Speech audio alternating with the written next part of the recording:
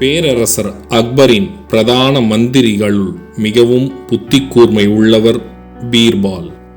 ஒரு நாள் வணிகர் ஒருவர் அவரை அணுகி, ஐயா, என் வீட்டில் தங்க நாணயங்கள் திருட்டு போய்விட்டது.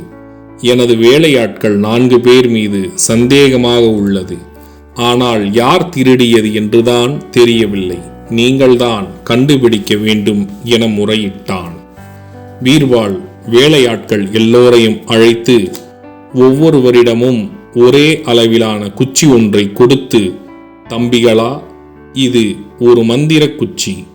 திருடனிடம் இருக்கும் குச்சி மட்டும் நாளைக்குள் 1 அடி அளவு வளர்ந்துவிடும். ஜாக்கிரதை. நாளை காலை மீண்டும் சந்திப்போம் என்று கூறிவிட்டு சென்றார்.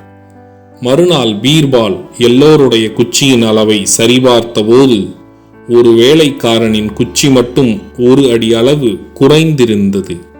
பீர்பால் உடனே, என்ன தம்பி, உன் குச்சி 1 அடி அளவு வளர்ந்துவிடும் என்ற நினைப்பில் வெட்டி விட்டாயா என்று கூறியவாறே வணிகனை பார்த்து, ஐயா, இதோ உங்கள் கடையில் திருடிய வேலைக்காரன் இவன்தான் என கூறிச் சென்றான். திருடனும் மாட்டிக்கொண்டான். கதையின் நீதி: புத்திமான் பலவான்.